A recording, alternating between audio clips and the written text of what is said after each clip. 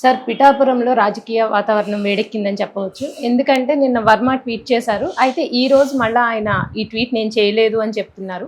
కానీ జనసేన వాళ్ళైతే ఈ ట్వీట్‌ని వాళ్ళు అంగీకరించట్లేదు. అలాగే దాని మీద విస్తృతంగా ఫైట్ చేస్తున్నారని చెప్పొచ్చు సార్. అయితే ఇది పంచాయతీ చంద్రబాబు నాయుడు వరకు చేరింది అంటున్నారు. అసలు చంద్రబాబు నాయుడు దీన్ని ఎలాగా ముందుకు తీసుకెళ్తారు? నిన్న కూడా చెప్పుకున్నాం మనం. ఎస్విఎస్ఎన్ వర్మ. ఎస్విఎస్ఎన్ అంటే శ్రీ వత్సవాయి సత్యనారాయణ వర్మ ఆయన పూర్తి పేరు. సో ఆయన సింపుల్గా ఎస్విఎస్ఎన్ వర్మ అంటుంటారు. పిఠాపురం వర్మ అంటే ఆయనే అనమాట. సో ఆయన మొన్న ఒక ట్వీట్ చేశాడు. అదేంటంటే కష్టపడి గెలిస్తేనే అది గౌరవంగా ఉంటుంది అనేది ఒక ట్వీట్ చేశాడు. దాంతో తీవ్ర వ్యతిరేకత వచ్చింది. దీన్ని వైసీపీ కూడా బలంగా వాడుకునింది. అంటే వైసీపీ ఏంటంటే తెలుగుదేశం జనసేన మధ్య ఏ రకమైన కూడా ఉన్నా వైసీపీ రంగంలో ఎదిగి దాన్ని వాడుకుంటుంది. ఎవరైనా వాడుకుంటారు పొలిటికల్గా.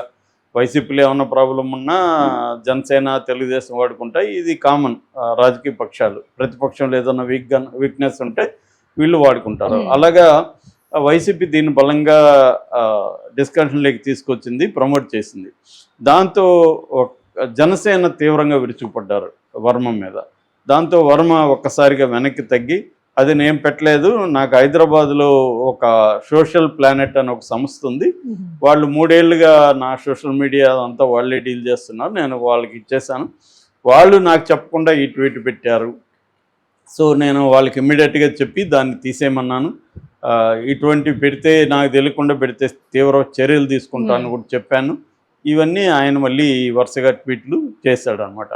కానీ జనసేన వాళ్ళు దీన్ని అంగీకరించట్లేదు. ఎందుకంటే ఇప్పుడు ఆయనకి తెలియకుండా వాళ్ళు ఎట్లా పెడతారు? ఆయన వర్మను వాళ్ళ టీము ఎవరో చెప్పకుండా వాళ్ళు ఎందుకు ఇట్లాంటి ఇంపార్టెంట్ ట్వీట్ పెడతారు? కాబట్టి ఈయనే పెట్టాడు, టెస్ట్ రియాక్షన్ ఎట్లా వస్తుందో చూద్దామని టెస్ట్ చేసి ఉంటాడు. రియాక్షన్ ఈయనకి వ్యతిరేకంగా వచ్చేసరికి ఆయన మళ్ళీ విత్డ్రా చేసుకున్నాడని జనసేన వాళ్ళు ఇప్పటికి కూడా తిట్టిపోస్తూనే ఉన్నారు.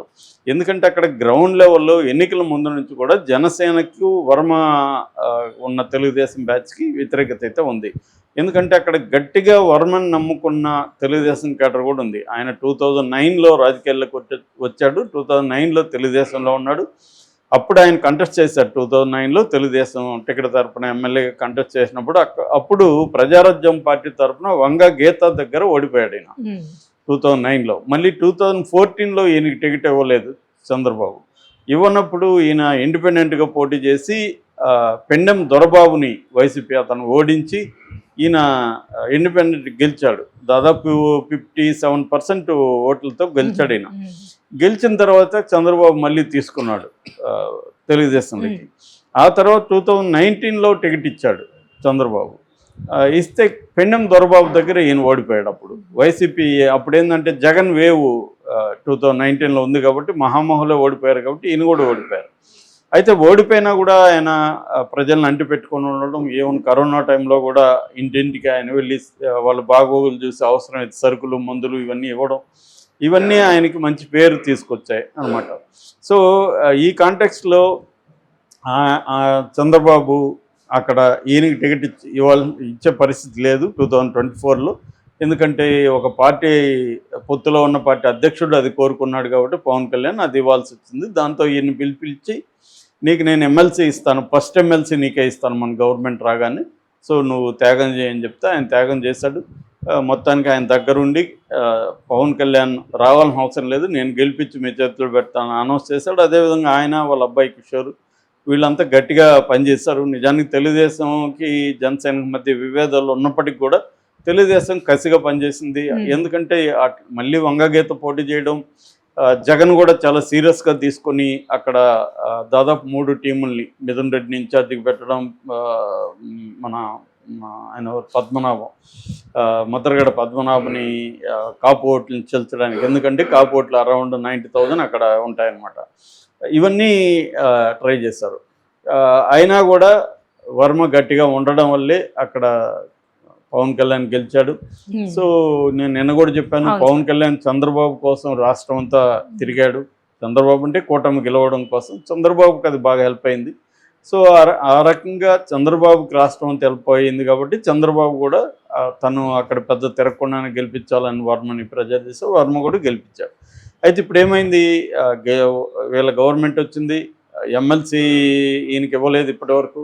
ఎమ్మెల్సీ పోతే పోయింది, కనీసం ఒక నామినేటెడ్ పోస్ట్ కూడా ఇవ్వలేదు. ఆల్మోస్ట్ నామినేటెడ్ పోస్టులు కూడా అయిపోయినాయి. దాదాపు 9వ నెల కూడా స్టార్ట్ అయిపోయింది. 9 నెలలు వచ్చినా తనకేమీ పదవి లేదు. అదే ఇప్పుడు రఘురామకృష్ణరాజు వాళ్ళకి డిప్యూటీ స్పీకర్ ఇచ్చాడు. తను గెలిపించిస్తే ఒక పార్టీ అధ్యక్షుడిని, తనని పట్టించుకోవట్లేదు. పైగా జనసేన వాళ్ళు గొడవలు పడుతూనే ఉన్నారు. సో అందుకని అతనికి కొంత నిరుత్సాహం, లేకపోతే అసంతృప్తి, బాధ ఉండే అవకాశం అయితే ఉంది. దాన్ని అయితే కొట్టివేయలే. అందువల్ల ఆయన ట్వీట్ల ద్వారా దాన్ని పబ్లిక్గా ఎక్స్ప్రెస్ చేస్తున్నారు. అయితే జనసేన వాళ్ళకి ఇది కోపం ఉంది. ఇప్పుడు పవన్ కళ్యాణ్కి ఒక కరిష్మా ఉంది. ఆ కరిష్మా వల్ల గెలిచాడు, ఈయన కూడా హెల్ప్ చేశాడు అంతవరకే. కానీ అది మొత్తం ఈయన క్రెడిట్లు వేసుకుని మేమంతా కూడా కష్టపడి పనిచేయలేదా అనేది జనసేన వాళ్ళకు. జనసేన మేము ఎప్పటి నుంచో పనిచేస్తున్నాం కదా అనేది ఉంది. సో ఇది చాలా నియోజకవర్గాల్లో కూడా జనసేనకి తెలుగుదేశం మధ్య ఈ రైవల్రీ అయితే ఉంది. ఎందుకంటే వీళ్ళు 5 ఏళ్ళు అధికారంలో లేరు తెలుగుదేశం వాళ్ళు. జనసేన వాళ్ళు పెట్టినప్పటి నుంచి అధికారంలో లేరు. 2014లో పార్టీ పెడితే అప్పటి నుంచి 10 ఏళ్ళుగా వాళ్ళు అధికారం లేదు. కాబట్టి ఇప్పుడు అధికారం వచ్చినాక వాళ్ళు అధికార ఫలాలు అంటే ఏంటి, డబ్బు సంపాదించుకోవడం at the end of the day.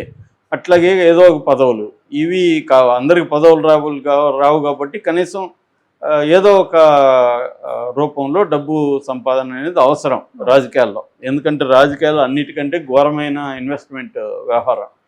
నువ్వు ఏళ్ల తరబడి చేస్తే కానీ నీకు వస్తుందో తెలియదు. డబ్బులు పోయేదే కానీ వచ్చేది అనేది అందరికి ఉండదు.